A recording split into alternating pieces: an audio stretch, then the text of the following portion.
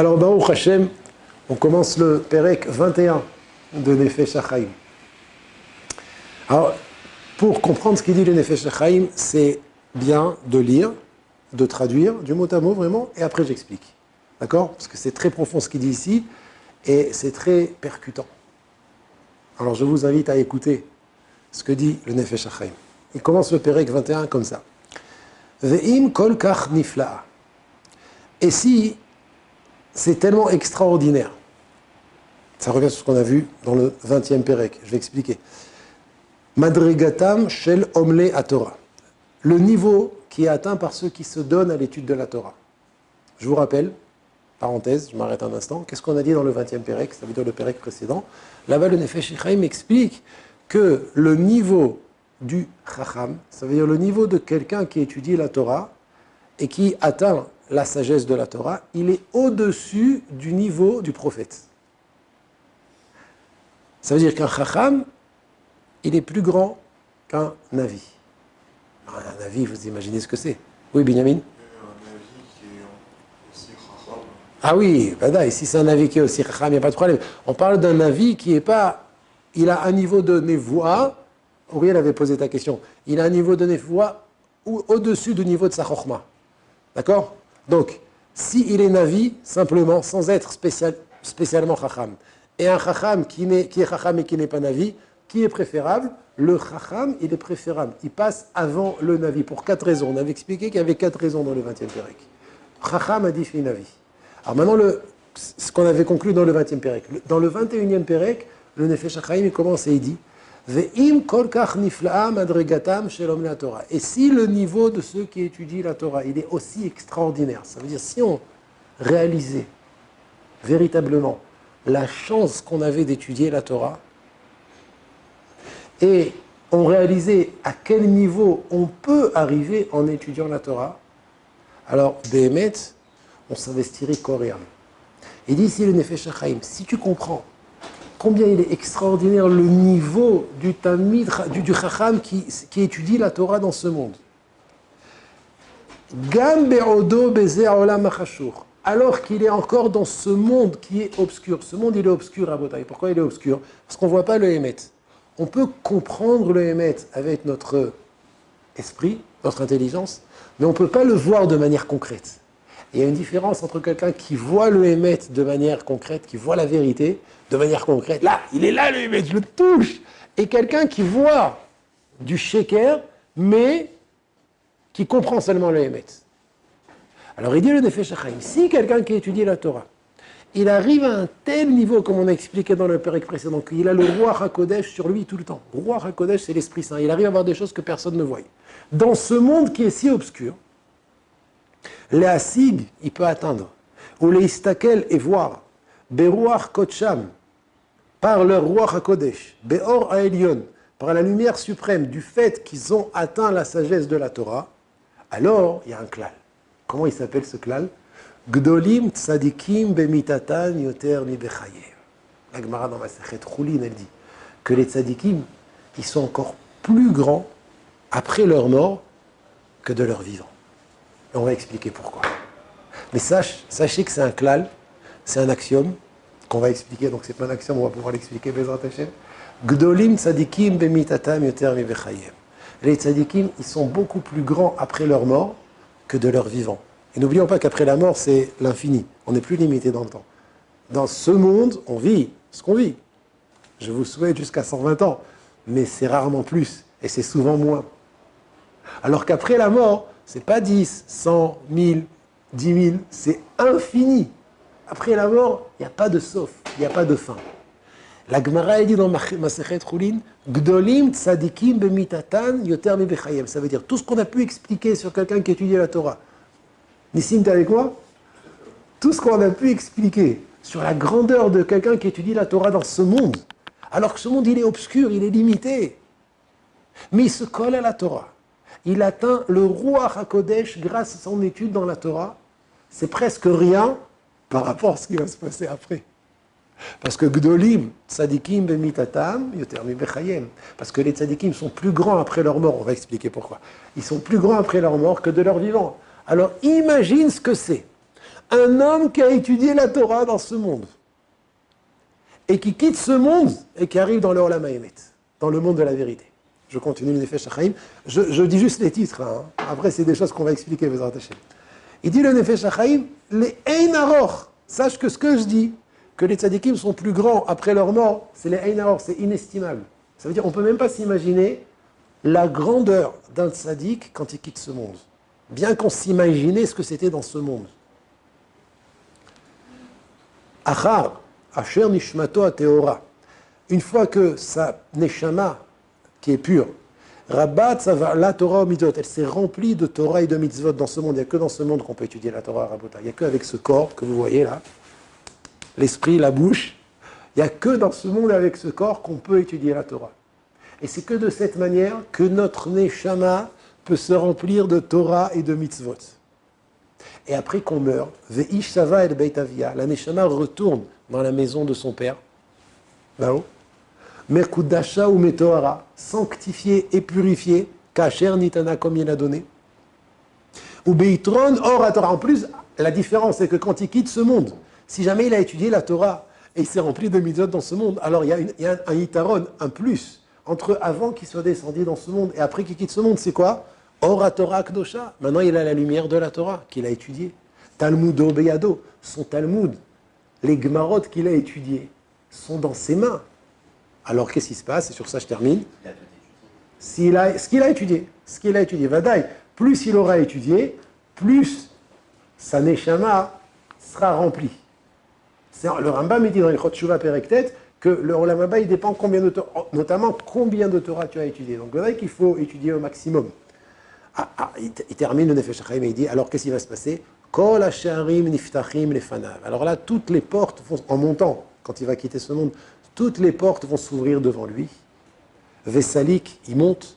Ou Bakarikin, il va percer les cieux. Il y a 7 cieux. Il va percer les cieux. Vetzror betzror achaim, et il va être attaché à la source de la vie. C'est qui? Et Hashem Elokecha itbarach shemo, c'est-à-dire attaché à Kadosh Baruch Hu itbarach shemo. Point final. Jusque-là, j'ai cité le Nefesh HaChaim. Vous avez vu? Ah, c'est chaud, hein? Alors, on va essayer de prendre quelques échantillons de ce Nefesh HaChaim. D'abord, je vais les sakem ce qu'il a dit. Je vais résumer ce qu'il a dit, Bezrat Hashem. Et après, je voudrais approfondir quelques points dans ce qu'il a dit. Avant tout, je voudrais écouter vos questions. Si vous avez des remarques, des questions, c'est très important pour moi que tout soit clair pour vous. Donc, qu'est-ce qu'il dit ici, le Nefesh HaChaim? En 2 mots. C'est que si quelqu'un qui a le mérite d'étudier la Torah dans ce monde peut atteindre ce qu'on appelle le Ruach HaKodesh, l'Esprit Saint, et voir des choses que personne ne voit, et comprendre des choses que personne ne comprend, dans ce monde, alors qu'il est dans un monde obscur, alors Gdolim Tzadikim Bemitatam Yoter Mi Bechayem. On a un klal dans Masechet Chulin Daf Zayin Amud Bet, que les Tzadikim sont plus grands après leur mort que de leur vivant. Alors imagine-toi, quand il va quitter ce monde, après s'être rempli dans ce monde pendant les 80-90 ans qu'il a vécu, il s'est rempli de Torah, il s'est rempli de mitzvot. Il est kadosh, il est tahor, il arrive dans le monde, alors il va monter, toutes les portes vont s'ouvrir devant lui, tous les cieux vont se percer, et il va rejoindre la source de la vie qui est Hashem Itbarach. Adkan, c'est le Nefesh HaChaim. Est-ce que quelqu'un a une question? Oui, mais vous dites qu'on meurt pour l'infini, mais la résurrection. Tu peux parler plus fort? Non, vous dites qu'on meurt pour l'infini, mais triataméti. Très bonne question. Très très bonne question. Alors il faut savoir qu'il y a 3 étapes. Je répète la question, excuse-moi, Rabbi Sassi. Parce que Rabbi Sassi s'inquiète toujours, c'est le technicien du son. Notamment. Rabbi Sassi s'inquiète toujours que je répète les questions qui sont dites. Pourquoi? Parce qu'il veut que tout le monde en profite. D'accord? En plus, il y a des bonnes questions comme Binyamin. Il me dit, Binyamin, il m'a posé la question suivante. Vous dites qu'il y a l'infini après la mort. Mais alors, c'est quand la résurrection des morts? Très bonne question. Je réponds. Bessiata d'Ishmaïa. Dans le Rambam et dans le Ravat. Je fais un résumé de ce qui a marqué dans les Rishonim. Il y a 3 périodes. Il y a Olam Hazé, il y a Olam HaNeshamot, et il y a Triat HaMetim. Il y a ce monde, il y a le monde des âmes, et il y a la résurrection des morts. Il faut savoir que quand on parle de l'infini, ça ne veut pas dire que c'est juste le monde des âmes. Le monde des âmes, c'est le monde qu'il y a entre Olam Hazé, entre ce monde qu'on se trouve maintenant. Voilà, on est dans ce monde, enchanté. On est Bar Olam Hazé. Et Triat HaMetim. Triat HaMetim, c'est aussi dans ce monde, Rabotai. Triat HaMetim, c'est ici que ça va se passer. Car quand Akadosh Baruch Hu a créé ce monde, il a créé ce monde pour que l'homme soit infini dans ce monde avec ce corps. La mort est venue que quand Adam Arishon a fauté. Lorsque le premier homme a fauté, il lui a dit, le jour où tu fauteras, tu mourras. Ce n'est pas une punition, c'est une réalité. Tu ne peux pas fauter et vivre. Tu peux rester vivre de manière éternelle si tu ne fautes pas. Mais si tu fautes, tu meurs. C'est vrai, ça, c'est vrai, mais ce n'était pas prévu par Hachem au début. Ce n'était pas ce qu'Hachem voulait au début. Hachem voulait qu'on soit éternel dans ce monde. Donc, quand j'ai dit que après la mort, on devient éternel, c'est l'addition du monde des Neshamot et la résurrection des morts. Maintenant, le monde des Neshamot, on ne sait pas combien de temps il peut durer. Mais la résurrection des morts, comme j'ai dit tout à l'heure, c'est le projet d'Hachem à se réaliser. Les Neshamot vont revenir dans ces corps et vivre éternellement comme c'était prévu par Akadosh Baruch Hu au début de la création. Ça va? Donc quand je disais éternellement, c'était Olam HaNeshamot plus Triat HaMetim. Autre question? Et Olam, ça veut dire Triat HaMetim, c'est Olam Haba. Alors ça c'est une marloquette entre le Rambam et le Rava justement. Qu'est-ce qui s'appelle Olam Haba? Il y en a qui disent que Olam Haba, le monde futur, c'est le Olam HaNeshamot, c'est le monde des âmes. Et il y en a qui disent que Olam Haba, c'est résurrection des morts. Nous on dit que Olam Haba, c'est les deux. Quand on parle de Olam Haba, c'est les deux. Il y a deux étapes après la mort. Il y a l'étape de Olam HaNeshamot, là où notre Neshama retourne, momentanément, jusqu'à Triat HaMetim. Et Triat HaMetim. Donc les deux, c'est Olam Haba. Il n'y a pas après Mashiach. Mashiach, c'est dans ce monde. C'est Olam Hazé. Mashiach, c'est Olam Hazé. Et s'il y a après Mashiach, c'est aussi Olam Hazé. Alors, après le Mashiach, quand Hachem fera résurrection des morts, alors tout va se jouer ici. Olam Hazé, oui, Olam Hazé.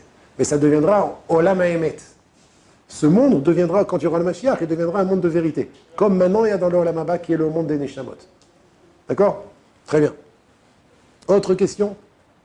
Ça va, c'est clair pour tout le monde? Alors, je voudrais éclairer un point. Messieurs, je voudrais vous poser une question.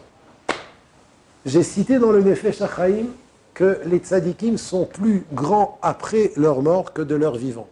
Ma question est, pour quelle raison? Pour quelle raison Gdolim tzadikim bemitatam yoter mi bechayem? Pourquoi c'est après leur mort qu'ils sont plus grands que de leur vivant? Voilà, c'est ma question. Est-ce que quelqu'un a une réponse? Ah? Parce qu'ils sont plus proches d'Hachem. Alors ma question, elle est... D'abord, tu dis qu'ils sont plus proches d'Hachem, mais c'est pas pour ça qu'ils sont plus grands. Nous, la Gemara a dit qu'ils sont plus grands. Ils peuvent demander directement À Hachem. J'entends, mais on dit qu'ils sont plus grands après leur mort que de leur vivant. Hein? Oh, tu te rapproches.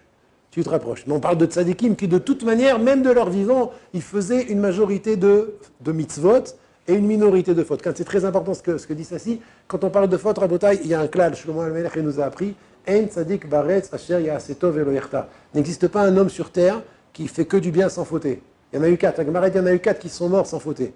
Mais à part ça, toute l'humanité fait des fautes. Donc les fautes, ce n'est pas quelque chose qu'on veut faire, mais c'est des choses qui arrivent. Donc ne pas être effrayé quand on fait une faute, il faut faire tchouva, il faut tout faire pour ne pas en faire, mais les fautes, c'est quelque chose qui arrive. Ken? là, les fautes s'arrêtent, il n'y a que les misères qui continuent. Alors, on se rapproche, on se rapproche. Je répète ma question, pour quelle raison les tzadikim sont plus grands après leur mort que de leur vivant? Nissim, qu'est-ce que tu penses? Ah ben voilà, mais il le dit de manière tellement évidente, c'est ça la réponse. Il n'y a plus de corps. Mais c'est... D'accord, c'est un jeu de mots? Il n'y a plus de corps. Il n'y a plus de corps à Botaï. Vous savez qui c'est qui fait écran? Vous savez qui c'est qui empêche la Neshama? Notre Neshama à Botaï, elle est extraordinaire. Israël, si tu savais qui tu étais, tu t'évanouirais sur place. Et je pèse mes mots. Arrête de rire. Il rigole pas parce que c'est Israël. Non, maintenant je suis sérieux à Botaï. Si on était conscient de la grandeur de la Neshama de chacun d'entre nous, chaque juif, quel que soit son niveau en Torah, quelle que soit la manière dont il accomplit les mitzvot, quelle que soit sa source, quels que soient ses parents, quel que soit d'où il vient, si on réalisait la grandeur de notre Neshama, et c'est ce qu'on dit tous les matins, Elokai, Neshama Shenata Tabis au présent, hein. Théora hi Arshav, mon Dieu, la Neshama que tu m'as donnée, maintenant elle est Théora. Elle est grandiose, elle est extraordinaire. Mais qu'est-ce qui fait que notre Neshama ne s'exprime pas en fonction de sa grandeur, comme elle est bémette? C'est le corps. Et c'est prévu par le projet d'Hachem. C'était tout, c'était pris en compte. Ça veut dire, il faut pas dire, oh ben zut alors. Alors j'aurais bien aimé que ma Neshama, elle s'exprime comme elle est. Hein. Non, non, non, Hachem, c'est ce qu'il a voulu. Il a voulu mettre la Neshama dans le corps. Mais le fait est que c'est ce corps qui empêche la Neshama de s'exprimer et de sortir miakoach et la poêle du potentiel qu'elle a au réel, ce qu'elle peut donner, c'est le corps. Le corps, il empêche. Ça dépend de quel Gdoula on parle, avec quels yeux on regarde ce Gdoula. Est-ce que c'est pour nous? Est-ce que c'est pour Hachem? Et surtout, s'il est mort, on ne fait rien. Bonne question, bonne question. Alors, on y arrive là, théâtre. On va répondre à tout ce que tu dis. Davar Rishon, je réponds à la première question que tu as posée. De quelle Gdoula on parle? De la Gdoula Shela Be'etzem. Elle est grande en soi. La Neshama en soi, elle est grandiose. Et pour quelle raison? À nos yeux, Oui, à nos yeux et aux yeux d'Hachem. on ne le voit pas. Regarde, il n'y a pas de marloquette. Quand tu vois un building de 50 étages, l'écroul allemand, il est grand. Que tu sois d'un hélicoptère ou que tu sois par terre, tout le monde est d'accord. Là, on a un bâtiment géant, là. Il n'y a pas de marloquette. Bah, sur la Neshama, personne n'est relais qu'elle est grande. On est dans l'espace, on ne le voit pas le building. Alors prends un gratte-ciel de 5 millions d'étages. Vas-y, hein, calcule, 5 millions d'étages. L'école adéote, selon tous les avis, notre Neshama, elle est grande. Même les Arabes, ils sont d'accord avec ça. C'est évident.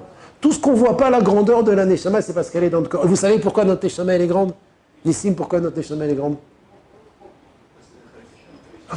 Mais j'adore. Tout ce que je pose comme question, c'est ça la réponse. Et c'est pas shoot. C'est Chelek Hashem. Notre Neshama, c'est une partie divine. Et Hachem, il est grand. Donc une partie du grand, c'est Vadaï grand. C'est quoi le tribouchage? Tu te calmes? Ah, mais c'est vrai. Mais j'ai pas dit que c'était pas vrai, j'ai dit que tu te calmes. La question est très bonne, la question est très bonne. Le chidouche, il arrive. Je vais te le dire maintenant, c'est quoi le chidouche? C'est que cette grande Neshama, c'est pour ça qu'on est dans l'Olam HaSheker. Cette grande Neshama dans notre corps, on peut croire qu'elle est petite. Israël Gage, il peut se dire, par exemple, ouais, moi je suis un homme comme tout le monde. Ça, c'est du Sheker. T'es pas un homme comme tout le monde. T'es un gadol, t'es anak, t'es géant, t'es puissant, comme chaque juif. Pas tout le monde. Comme toute personne qui a une Neshama.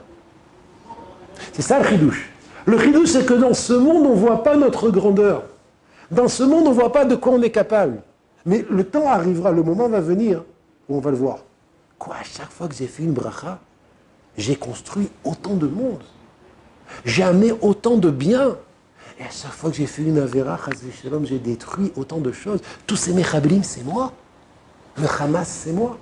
Le Hezbollah, c'est moi. Les maladies, c'est moi. Les hôpitaux, c'est moi. Quand je dis c'est moi, ça veut dire que j'ai une part dans tout ça. Et la bracha, le shefa, l'abondance, la lumière, la bonne santé, la réussite, c'est moi. Par ma Torah, par mes actions. Ça, on ne le voit pas dans ce monde. Maintenant, les tzadikim, ils le savent. Et c'est pour ça qu'ils agissent dans ce monde. Ils étudient la Torah, ils font les mitzvot. Et c'est ça qui donne du koach, c'est ça qui donne de la force à chaque individu, à chaque famille, à tout l'âme Israël, en Eretz Israël, dans le monde. Et c'est ça qui protège. Nos bonnes actions, c'est elles qui créent un bouclier. C'est elles qui font descendre le tov, le or, le shefa, l'abondance. Ça, les tzadikim, ils le voient dans ce monde. Les autres, ils ne le voient pas. Les autres, ils le voient quand? Ils le voient après, comme j'ai dit tout à l'heure. Aval gdolim tzadikim bemitatam yoter mi bechayem, c'est le nekuda que je voulais expliquer. Pour quelle raison les tzadikim, ils sont plus grands après leur mort que de leur vivant? Parce qu'après leur mort, il n'y a plus le corps, il n'y a plus les mechitzot. Le lachon de nos diratraim ici et de nos sages, c'est les écrans. Il y a des choses qui font écran. Il y a des choses qui font. C'est quoi qui fait écran? Le corps, il fait écran. Mais ça change en rien la grandeur de notre neshama. Notre neshama, elle est la même. Hachem, il a mis dans notre corps, parce que pour qu'on ait une épreuve, pour qu'on réalise, c'est ça notre travail dans ce monde. C'est pas travailler, c'est pas se faire de l'argent, c'est pas. Il faut se faire de l'argent, mais c'est pas un but. Pas un but, c'est un moyen. Le but de notre création, c'est de réaliser combien on est grand, combien on a en nous une force, une énergie, Chelek Elokam Imaal, Ba'olam Hazeh, dans ce monde. Et que nos actions, notre filote, nos brachot, notre limud Torah, le chesed qu'on fait, chaque agoura qu'on donne à la tzedaka, à Kol Zepoel, vous savez le Rav Steinman, pour terminer, je dis, tu racontes une petite histoire. Le Rav Steinman, c'est le Rav Aberzak qui a raconté cette histoire, je crois. Le Rav Steinman, je ne me rappelle plus à quelle occasion, il donnait une pièce de 10 agourot à la tzedaka et il disait, c'est les Elohim Nishmat, 6 millions de morts de la Shoah. Quoi? Rav, 10 agourot, les Elohim Nishmat, 6 millions de juifs qui sont morts à la Shoah? Oui, monsieur. Quand tu donnes 10 agourot, et tu dis, c'est pour l'élévation de l'âme des 6 millions de juifs qui sont morts à la Shoah, ben, il y a 6 millions d'âmes qui montent et qui profitent. 10 agorotes données par un juif dans ce monde. C'est quoi le koach qu'a un juif, la force qu'a un juif, par ses bonnes actions, par sa parole, par son étude, par ses tfilotes, par sa marshava. Et ça, on ne le voit pas dans ce monde. On ne le voit pas dans ce monde. Gdolim tzadikim bemitatam yoter mi bechayehem.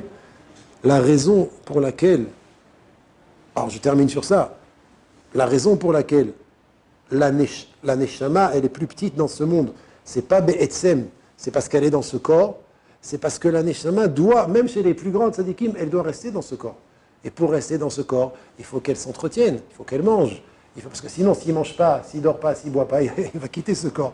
Donc, pourquoi Bechayem, pourquoi de leur vivant, leur neshama, elle est, j'ai dit tout à l'heure que le corps crée un écran et fait en sorte qu'il ne peut pas dévoiler le potentiel extraordinaire de sa neshama, parce que la neshama doit rester dans ce corps. Il explique que le Hiratraim, c'est que Anefesh Kozman Shei Bagouf, l'âme, tant qu'elle est dans ce corps, Mouchachat La'amid Atzma Bagouf, elle est obligée de rester dans ce gouffre, comme Yachem il veut.